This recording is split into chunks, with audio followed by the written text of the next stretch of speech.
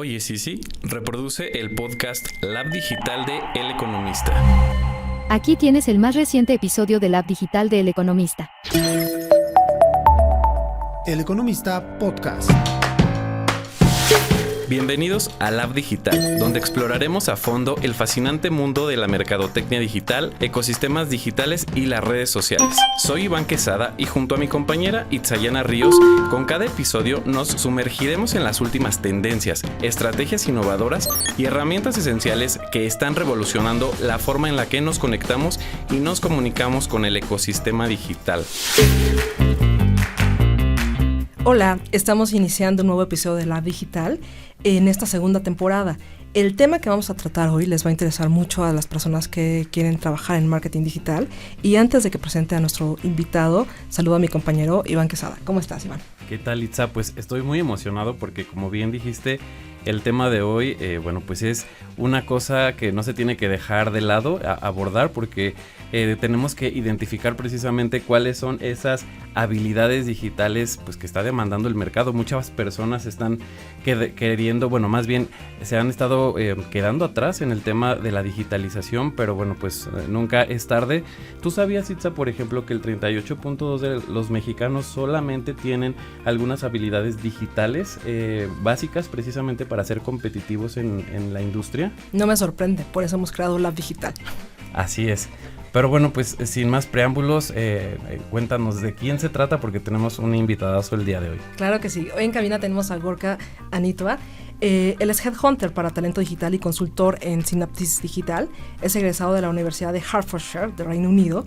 Y Gorka tiene una amplia experiencia en la selección y reclutamiento de personal para perfiles digitales y también en el coaching de desarrollo organizacional. Bienvenido, Gorka. Muchas gracias por tenerme aquí y darme la oportunidad de compartir este espacio. Gracias a ti. Oye, pues bienvenido, Gorka, pero justo quiero empezar a que nos ayudes a que la gente entienda, a definir qué sería para ti competencias digitales. Uh-huh. Pues básicamente las competencias digitales es las capacidades que una persona o las habilidades que una persona puede tener, un profesional mejor dicho, pueden tener para moverse dentro del ecosistema digital. Entonces engloban muchas áreas, principalmente pueden categorizarse en tres que yo considero que son las más fundamentales, que tiene que ver con el entendimiento de la información, el procesamiento de la data. La diferencia que tiene digital con respecto a offline, por ejemplo, es que todo es medido. Entonces esa información tiene que ser procesada y tiene que ser utilizada. Entonces eso es una de las claves principales de los perfiles digitales. Otra de ellas tiene que ver más con cuestiones estratégicas, que también están presentes en otras áreas, pero precisamente el procesamiento o la ingesta de toda esta data es lo que precisamente hace que la parte estratégica sea fundamental y muy clave, ¿no? Y luego, por último, no sé si es, como digo de nuevo, no sé si es única y exclusivamente del área digital, pero tiene mucho que ver con la psicología, ¿no?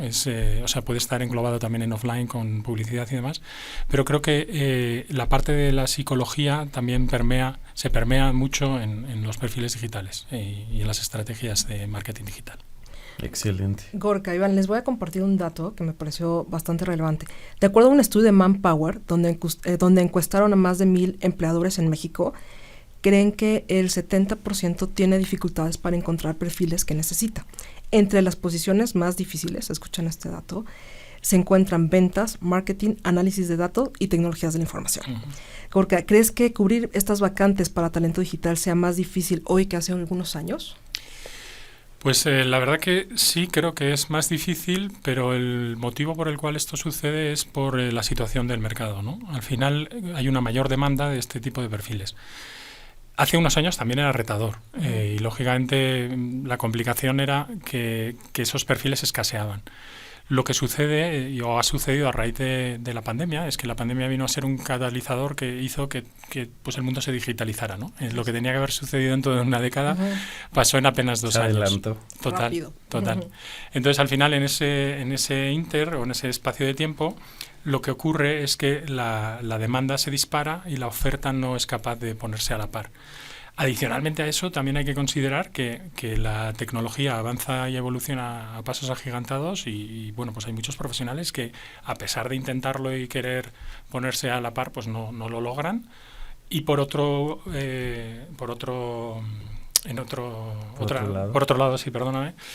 lado, lo que sucede también es que un mercado local se convierte global. ¿Qué significa esto? Que pues una empresa de Estados Unidos puede estar contratando a una persona en México para que haga servicios digitales en Estados Unidos, ¿no? Entonces, esos 3 factores hacen que todavía sea mucho más complicado el cubrir esas vacantes. En ese tiempo. Sí, y es un verdadero reto. Uh-huh. Okay. Y precisamente justo hablas en el sentido de las personas que pues se quedaron pues, años un poquito atrasados en torno a la digitalización, pero también de parte de las empresas, porque seguro también no todas estaban preparadas. ¿Cuáles son, digamos, que esos retos a los que se enfrentan aquellas interesadas en poder atraer este tipo de talentos con competencias digitales más desarrolladas? Pues el reto para las empresas es la mentalidad, yo creo. El no llegar a darse cuenta de que este tipo de perfiles son estratégicos y deben modificar sus políticas o sus estrategias de atracción de talento. A veces pensamos que únicamente con una compensación económica elevada vamos a atraer ese talento y no es así. ¿Por Uh-huh. qué? Porque todas las empresas están dispuestas a pagar ese precio por esos candidatos. Uh-huh. Entonces hay que alinear mucho más otro tipo de criterios. En concreto, pues por ejemplo, los perfiles digitales están valorando cuestiones que tienen que ver más con la flexibilidad, con modelos remotos o bien híbridos, Uh-huh. pero también que tengan dentro una flexibilidad en términos de autonomía, de que sean personas que puedan gestionar sus propios objetivos, que estén gestionados de esta forma, ¿no? El llegar a objetivos y no tanto rendir cuentas.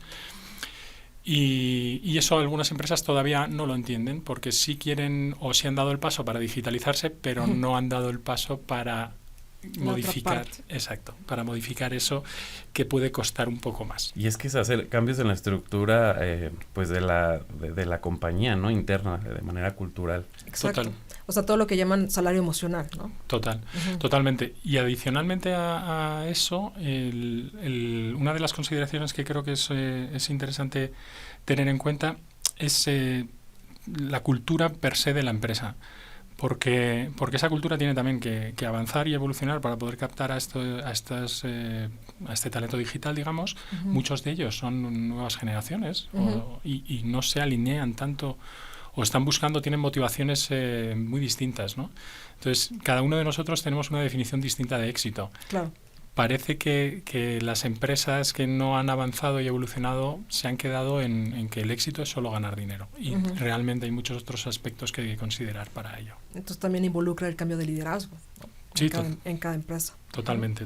Los líderes son los grandes facilitadores de la transformación digital. Por supuesto. Mi siguiente pregunta, a ver, en este año de 2025, de acuerdo a tu experiencia, ¿cuáles son los perfiles relacionados con marketing digital más buscados en México? Fíjate, eso concretamente cuando me invitaron para venir al podcast... Lo preparé. Sí, porque como te comentaba, digo, yo tengo una visibilidad reducida, ¿no? O sea, yo sí veo determinado tipo de perfiles, pero estoy como más orientado en unos perfiles muy concretos, muy específicos. Uh-huh. Entonces, no querría dar la sensación de que lo que yo digo pues es extrapolable a todos uh-huh. los demás, ¿no? Sí, sí. Entonces, me di a la tarea de tomar en el último mes las publicaciones de anuncios de empleo, eso sí, dentro de perfiles digitales en uh-huh. LinkedIn. Uh-huh. Y entonces, con la ayuda de ChatGPT, okay. sí, totalmente, le dije que me lo analizara. Y entonces vi que por disciplina de marketing, por ejemplo, había unas equivalencias bastante... Vamos, que podría haber llegado yo a estas mismas conclusiones, pero por ejemplo está un 32% la parte de social media, uh-huh. que en México es muy, bueno, en México y en Latinoamérica es muy importante porque pues el tiempo de los usuarios expuestos a este tipo de plataformas es elevadísimo, claro. Y por eso tienen peso.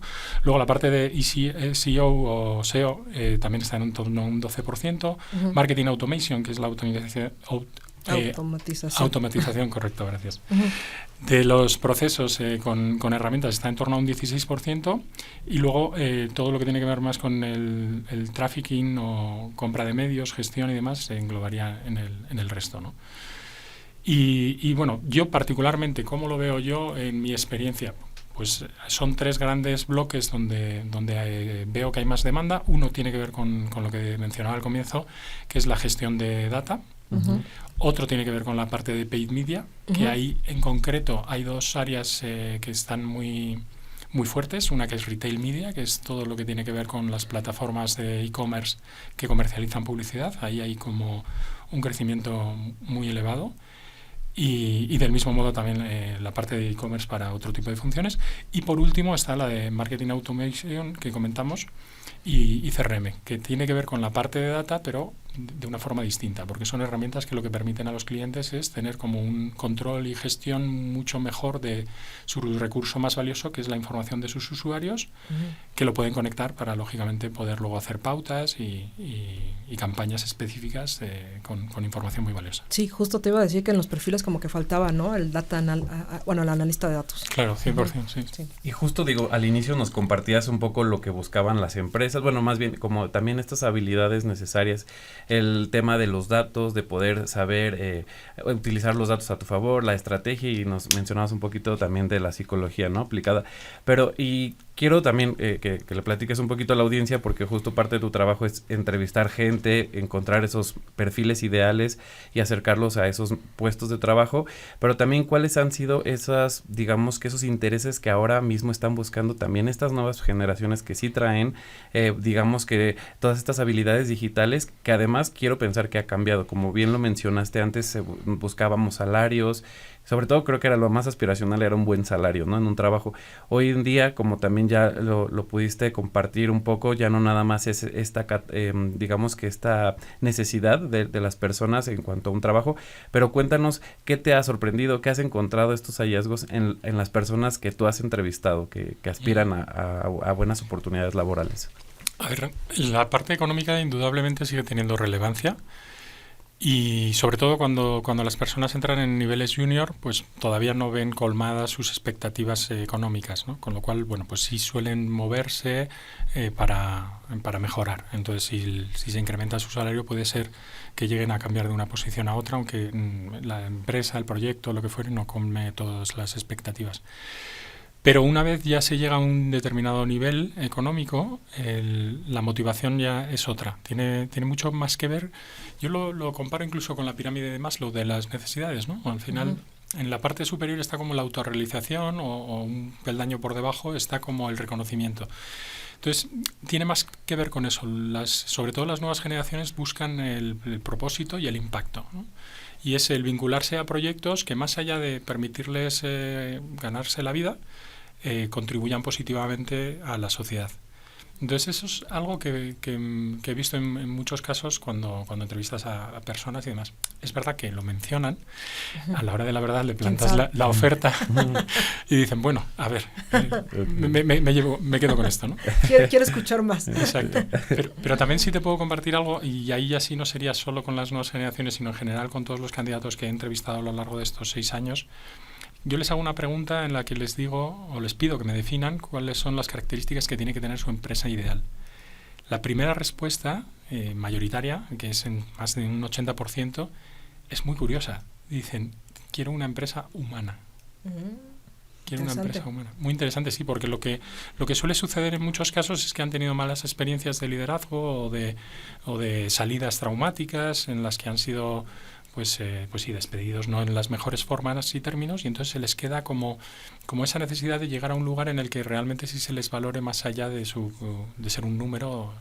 Pero además tiene mucho sentido, porque además de que están buscando, bueno, pues humanizar a las empresas, pues también a nivel mercado, o sea, la tendencia es que los mismos consumidores estamos buscando pues negocios con propósito, ¿no? Y de pronto también se están pues acabando como estos conceptos, digo, lo vimos con y quiero mezclar un poquito también con el tema de mercadotecnia. Lo vimos en lo que le pasó a Abercrombie, que de pronto era como muy elitista y cayó porque ya no encontraba, la gente no se sentía identificada y no había un propósito, y también está permeando a nivel laboral. O sea, es el mismo fenómeno porque esta generación es lo que está interesada en encontrar, ¿no? Totalmente. De hecho, creo que es la esperanza para la humanidad, el que sea así, ¿no? Pero sí es cierto, sí, al final los valores han cambiado y las distintas generaciones buscaban distintas cuestiones. También es una generación que se ha criado, digamos, sin excesivas necesidades o que sus padres han podido proveer. Entonces, eso te permite, sí, subir un peldaño más en esa pirámide de Maslow y anhelar otro tipo de cuestiones. Pero sí, totalmente. Las empresas o las marcas que en el largo recorrido no tengan un propósito más allá del lucro económico van a perder a consumidores que son las nuevas generaciones. Y a empleados, ¿no? O sea, que empleados que no se sienten identificados, porque justo la mecánica ya es diferente, ya no nada más es como en automático yo genero o me presto cierto servicio, más bien quiero también sentirme identificado con el objetivo de la empresa a la que colaboro. Totalmente, los empleados son clientes internos y embajadores. Y embajadores, así exacto. Es. Yo siempre lo digo, a mí no me gustaría trabajar en un medio de chismes de espectáculos, por ejemplo. Pues sí, pues no resuena contigo. Podría ser divertido también. No creo. A ver, la siguiente pregunta que te quiero hacer, creo que es una de las más importantes para la gente que nos está escuchando. En términos generales, ¿cuáles crees que sean las habilidades que necesita tener una persona para trabajar en marketing digital? Independientemente del área, porque sabemos que tiene un enfoque de especialización. A ver, indudablemente hay una cuestión que tiene que ver con el gusto por la tecnología, o sea, ser una persona algo geek, en la que bueno, pues si quieras como saber qué es lo que hay detrás de los fierros, como se suele decir en México, ¿no? Ese es un componente muy esencial. Otro tiene que ver con la parte de la curiosidad y ser autodidacta, porque para estar en la vanguardia de conocimiento digital no puedes esperarte a una formación reglada. Exacto. Es estar permanentemente investigando, buscando, el leer las últimas newsletters de los últimos capos de Estados Unidos que están...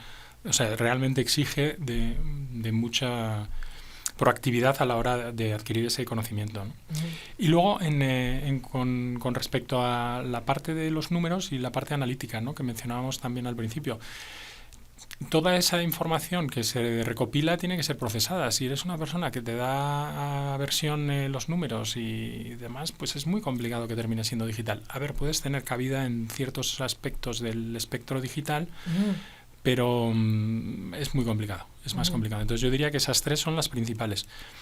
Y luego, adicionales, el back to the basics, ¿no?, que son muchas cuestiones que no son puramente requeridas para digital, pero que son especialmente valoradas. O sea, pues una persona estratégica, una persona que más allá de ir a la táctica y a la operación, trate de ver cuáles son las consecuencias de tomar unas decisiones frente a otras y demás. Eso también son características que son muy valoradas. Pero bueno, recapitulando, como decía, sería por un lado la parte de ser geek o conocimiento técnico, la parte de la curiosidad, la parte de la estrategia, como mencionaba, y el análisis de datos, correcto, el procesamiento ser una persona numérica sobre todo. Y bueno, lo acabas de mencionar, aunque no lo dijiste tácitamente, tener inglés. Ah, bueno, sí, por supuesto. Porque toda la industria se maneja mucho en inglés. Sí, ¿no? Sí, por supuesto. Eso, perdón, es que yo ya lo doy hasta por hecho. Sí, pero es la realidad, ¿no? Que muchas personas todavía les falta, ¿no? Sí, no, eso es... Además, mira, ahí hice un informe de nuestra base de datos y de todas las vacantes y las posiciones de las personas, en el que analizamos que podían aspirar a un 19.5% de incremento salarial aquellas personas que tuvieran un nivel avanzado bilingüe. Uh-huh. Y es básicamente por lo que mencionaba al principio, el mercado ya es global. Entonces una empresa estadounidense tiene mucha menos sensibilidad a la hora de pagar un salario que quizás una empresa local mexicana que factura en México. Uh-huh. Y pues un 20% de salario como mínimo, digo, que puede haber casos que excedan ese porcentaje, creo que es un estímulo suficientemente alto para aprender inglés. Y luego lo que dices, el conocimiento está en inglés. Oye, antes de que Iván te haga la siguiente pregunta, sobre esto que estás mencionando, creo que es muy importante que todas las personas se mantengan actualizadas, eso lo estás diciendo. Uh-huh.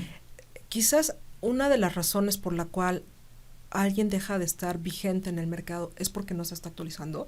O sea, porque lo hemos platicado antes, una vez te lo pregunté en el pasado, que si veías en esta industria algún sesgo por edad, que quizás una persona más de 40, más de 50 se pudiera rezagar. Pero con base en lo que me has platicado, creo que va más de la mano con la tecnología. ¿Cómo ves? O sea, no está actualizándose. Sí, totalmente. O sea, a mí hay una frase que me encanta que dice: el pájaro no confía en la rama, confía en sus alas. Y es así. O sea, básicamente, ¿qué pasa con digital? Que es vertiginoso. Sí. Entonces, el nivel de exigencia para mantenerte actualizado es muy elevado. No todo el mundo quiere, puede o desea hacerlo. Y por otro lado, pues sí, hay perfiles de personas que se conforman, básicamente, ¿no? Que dicen, no, pues aquí estoy bien, tal. Pero claro, es que en 5 años de aquí estoy bien, la industria ha cambiado 180 o más. Entonces, radicalmente, ¿no?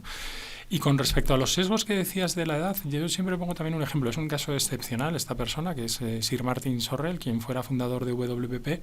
Es un hombre, digo, no recuerdo bien la edad que tiene, pero pongamos que tendrá 78, 80 años. Tú le oyes hablar y le oyes hablar de programmatic y de otra serie de cuestiones que tú dices, o sea, este hombre vive por y para.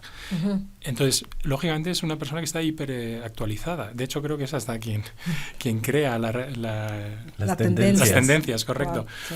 Entonces, al final, digo, todo el mundo tiene la capacidad, todo el mundo tiene la posibilidad, solo tienes que tener esos componentes que mencionábamos anteriormente y sí estar permanentemente yendo a ese gimnasio del conocimiento que es todo el rato enchufado a las tendencias, a la vanguardia, a quién está haciendo qué, pero la posibilidad sí existe. Y justo la pregunta, en torno a este mismo tema es, ¿cuál es tu sugerencia para la gestión en cuanto a que las personas deben aprender o, bueno, estar actualizadas? O sea, ¿cuánto tiempo idealmente se le tendría que estar dedicando? Porque además, digamos que es una parte que no tiene remuneración, por así decirlo, y es de manera, pues, voluntaria y porque quieres mejorar el perfil, pero ¿cuál sería la recomendación de tu lado en cuanto a tiempo de inversión para esta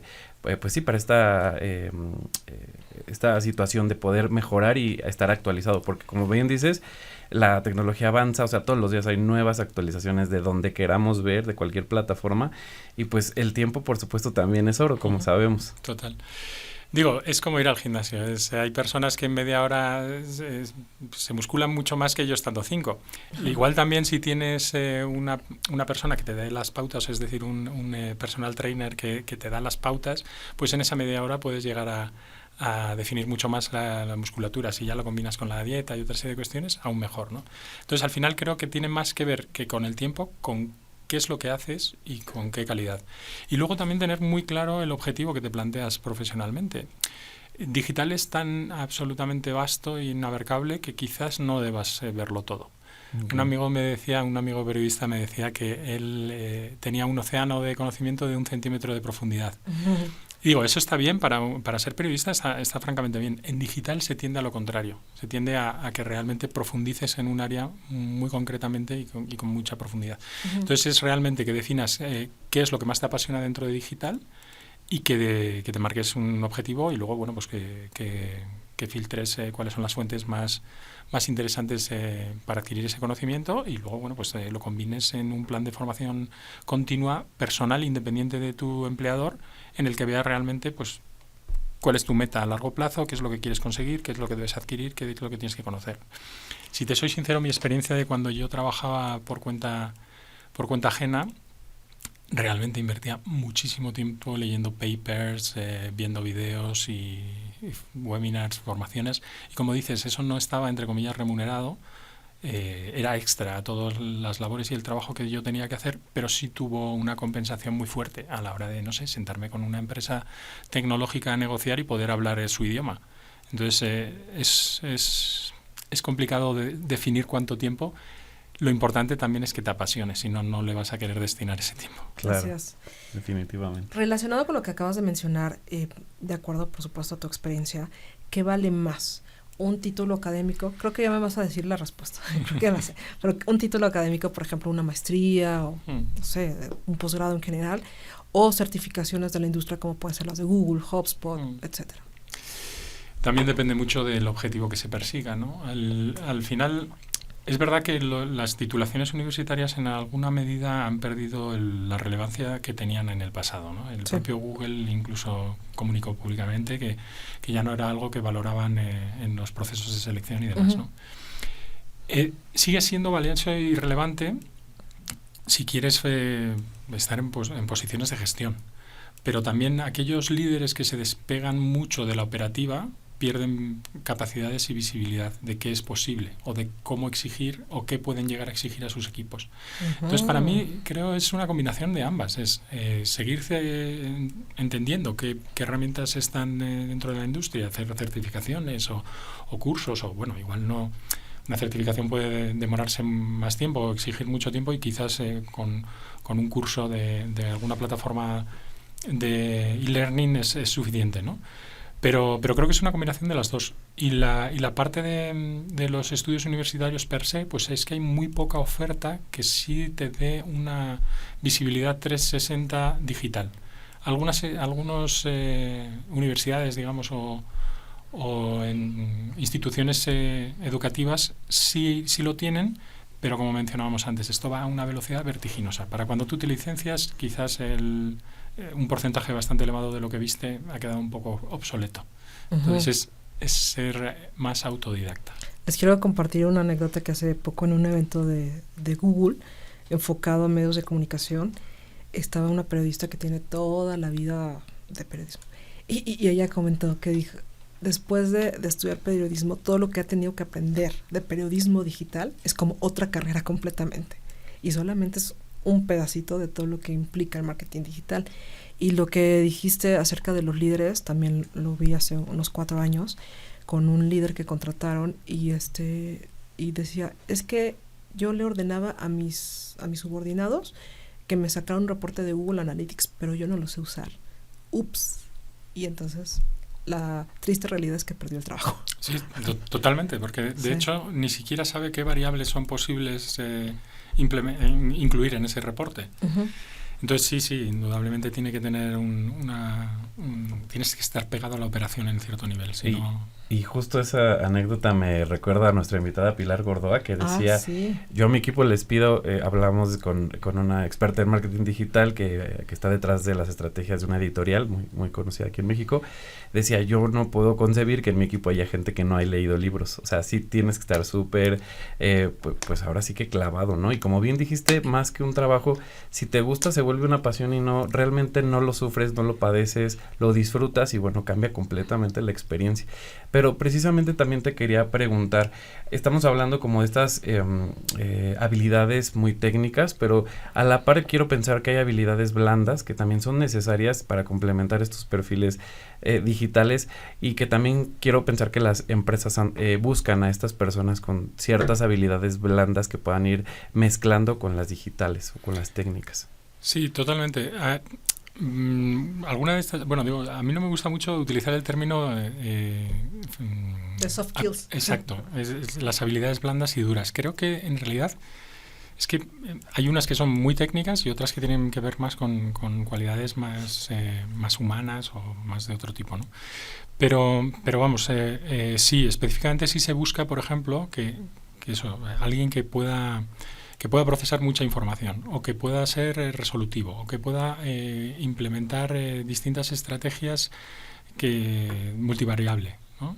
Entonces, creo que la esencia de esas habilidades que mencionas tienen que ver más con el entorno en el que estás. Es un entorno hipercambiante, muy, muy avanzado, que va a una gran velocidad, y que por otro lado, pues lógicamente requieren de una toma de decisiones ágil, etcétera, ¿no?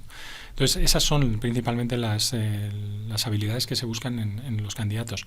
Pero también, pues, lo que mencionaba de ser autodidacta, de ser capaz de ser resolutivo, esas son habilidades muy claves y muy valoradas, ¿no? Y autonomía, independencia.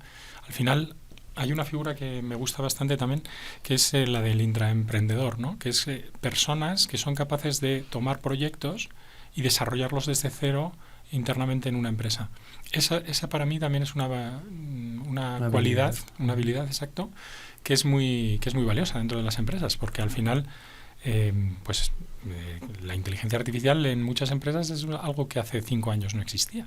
Entonces, alguien que toma esa batuta, esa estafeta y es capaz de llevarla al desarrollo, pues es algo importante, ¿no? ¿Y hay algún error que hayas identificado que cometen las empresas a la hora de querer reclutar precisamente talento digital?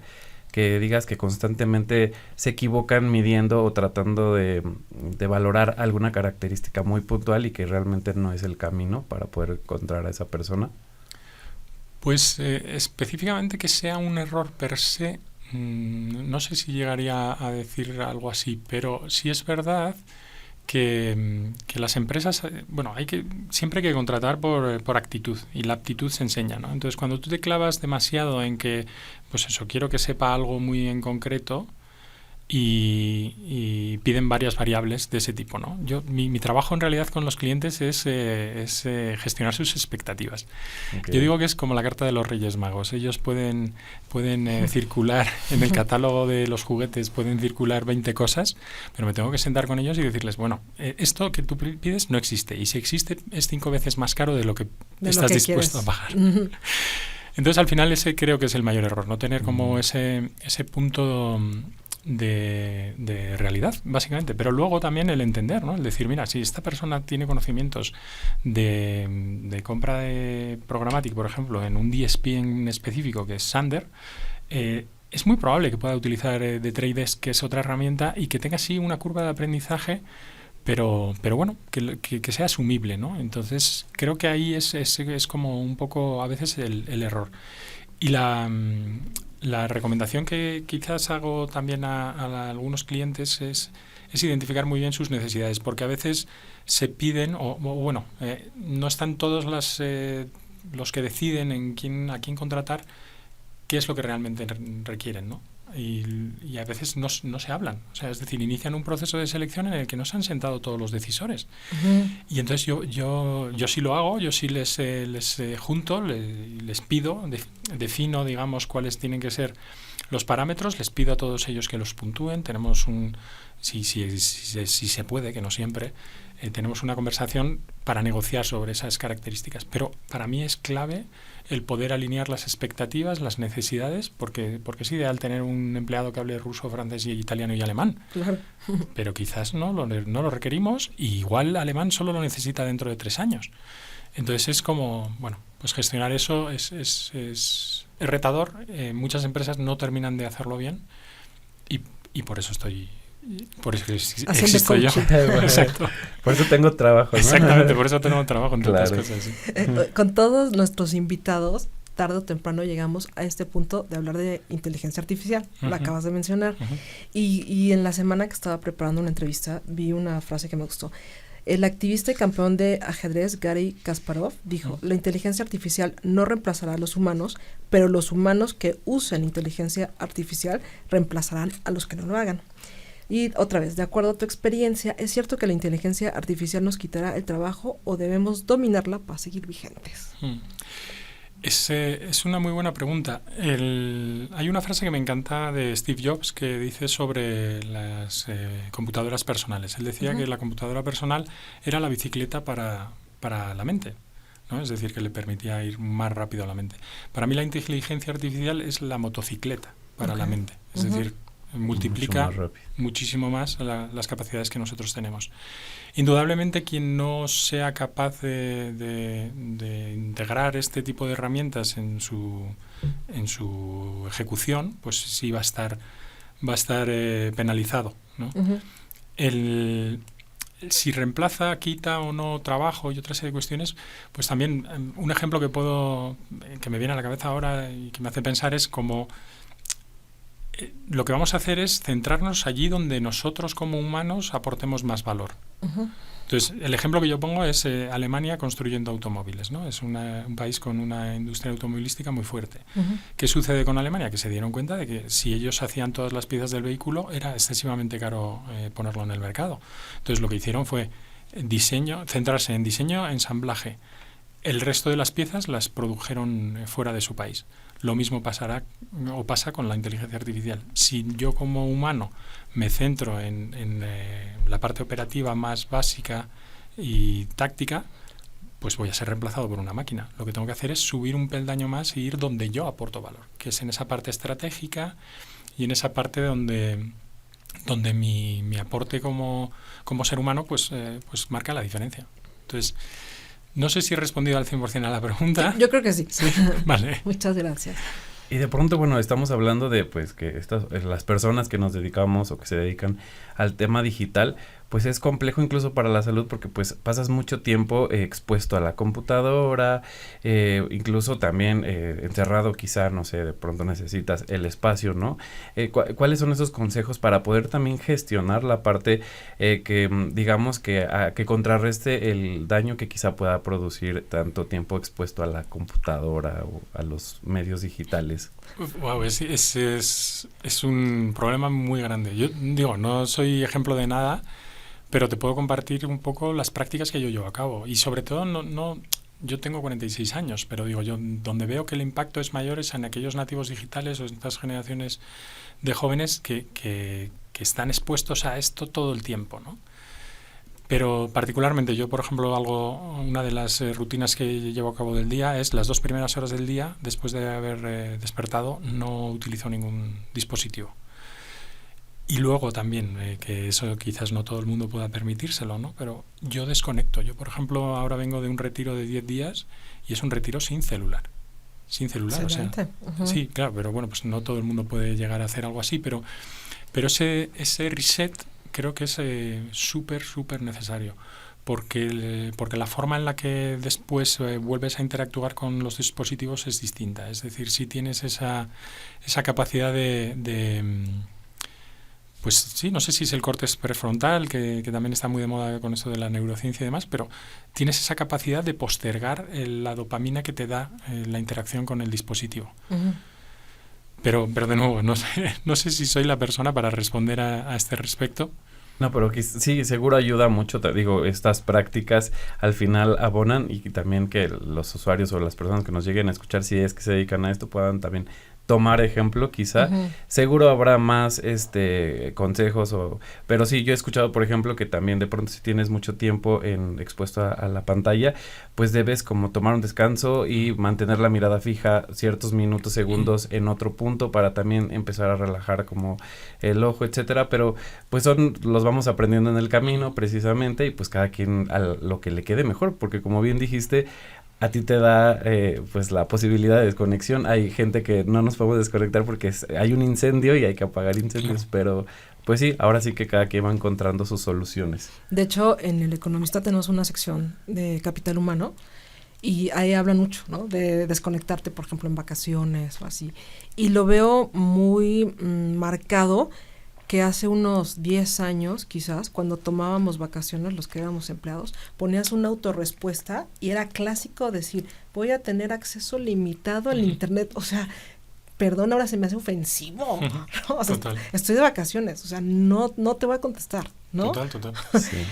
Pero es aprender a ponernos límites a nosotros mismos y a los demás y que puedan aprender a respetarlos. Al final es un reto porque todos vivimos imbuidos en este mundo digital uh-huh. Pero sí, desde luego la salud y la salud mental, que ahora en el ámbito profesional tiene mucha relevancia, pues y la salud física. Sí. Ayer que estuve aquí en una junta, lo primero que me llamó la atención es que Moni, nuestra compañera, traía su mouse ya ergonómico. Y le digo, yo necesito uno de esos, ¿no? Entonces, aparte de la vista, que también se nos afecta por las pantallas, se nos afectan las muñecas, hay que poner uh-huh. límites, ¿no? Ante todo eso. Okay. Oye, Gorka, mi siguiente pregunta es ¿cómo podría ser una persona un currículum que pudiera destacar dentro del universo de todo porque sabemos que por una vacante una empresa puede recibir miles. Claro. Bueno, aquí también en la parte digital hay algo que bueno, mejor dicho, de los procesos de reclutamiento de las empresas, ellos también están empezando a utilizar software para procesar todos estos currículums. Entonces, con inteligencia artificial. Correcto. Uh-huh. Que se llaman Application Tracking Systems, uh-huh. ATS o ATS, ¿no? Entonces, la forma de destacar ahí es al final una estrategia de posicionamiento SEO que es con keywords, uh-huh. con palabras clave que tú uh-huh. has tenido que ver previamente en la descripción de la vacante y ver que haya una densidad suficiente del otro lado. Pero uno de los consejos que a mí me gusta dar con respecto al currículum es que más allá de limitarnos a enumerar lo que hemos hecho, es que expresemos la contribución o el impacto que hemos tenido en la consecución de esos objetivos. Entonces, hay una estructura que es en los bullet points o en las frases de cada una de las experiencias laborales. Es una estructura en la que tú pones un verbo de acción. El verbo de acción está dando mucha información. No es lo mismo liderar que gestionar, que cualquier otra opción, ¿no? Después es una parte en la que pones una situación, pero también estás mencionando pues eso, una habilidad blanda, dura y demás. Uh-huh. Y luego, por último, que creo que es ahí donde está la clave, es la parte numérica y porcentual de contribución al objetivo, ¿no? Claro. Entonces, en el ejemplo de un comercial, por ejemplo, no es lo mismo que yo diga vendo aspiradoras que vendí 50.000 o los que sean. Exacto, vendí 50.000 o excedí el objetivo comercial en un 30% gracias a la implementación de una estrategia comercial que me permitió llegar a más hogares. Es un ejemplo que no me siento muy satisfecho de esta frase, pero bueno, que deja un poco ver la idea, ¿no? Claro. Muy bien. Gorka, pues te agradecemos mucho que hayas estado aquí. ¿Hay algo más que nos haya faltado que quieras compartir? Tus redes sociales, tú siéntate libre. Perfecto. Bueno, pues sí, me pueden encontrar en LinkedIn como Gorka Anitua o también en mi página web, gorkaanitua.com. Igualmente trabajo para una empresa, una marca que se llama Synapsis Digital, como Headhunter Digital. Y bueno, con mi nombre y mi apellido estoy en todas las redes, o sea que al final que me busquen por las vías que quieran. No creo que haya otro doble. Exacto. que para quien no sabe, Gorka es Jorge, ¿no? O sea, nuestra versión de Jorge. Correcto. En vasco. Okay, exacto. Muy bien. Oye, Gorka, y ya para finalizar y precisamente, digamos que una reflexión final a las personas, uno, que no están ni tan cerquita de la digitalización, que siguen atoradas y que todavía no saben por dónde empezar precisamente para poder empezar a adquirir nuevas habilidades, y por otro lado las personas digitales también, pero de qué manera podrían mejorar todavía sus perfiles. Serían dos mensajes a dos tipos de personas. Pues en el primero, el de las personas que todavía no son tan digitales que quieran serlo, yo les compartiría, de hecho escribí un post al respecto, está en Synapsis Digital, lo pueden buscar, pero ese es mi caso personal. Yo lo que hice es, para pasar de offline a digital, fue sobre todo hacer mucha formación autodidacta, pero no solo quedarte en la teoría, sino pasar a la práctica. Busqué un proyecto pro bono, que era en aquel entonces la gestoría de mi hermana, la posicioné con estrategias SEO, hice una campaña en Google AdWords, o sea, y todo lo que iba aprendiendo tenía estrategias también un poquito un poquito distintas, como más transgresoras y de redes sociales, de posteos y una serie de cuestiones, pero sobre todo que lo lleven a la práctica. Es decir, no te quedes solo en la teoría, llévalo a la práctica. Y que se equivoquen. Que no lo van a hacer exactamente bien desde el inicio, pero que se atrevan, ¿no?, a romper la barrera del miedo. Totalmente, porque no hay nada que perder. O sea, la única forma de perder es no intentarlo. Exacto.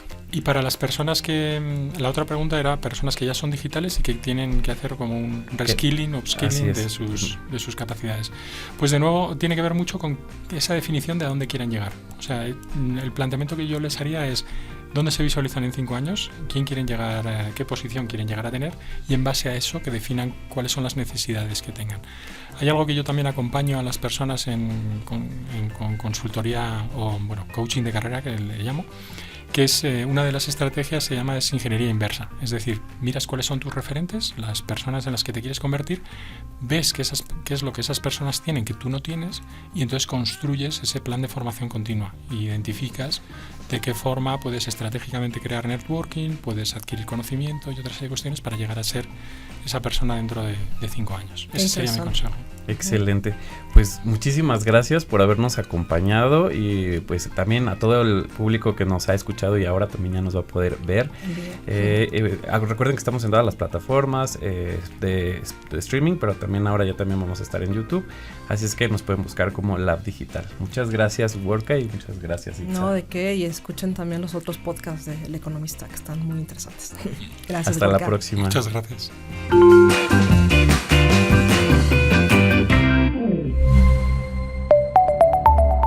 El Economista Podcast. Si este episodio te pareció interesante, entretenido o informativo, no olvides calificarnos con 5 estrellas en tu aplicación móvil de Spotify.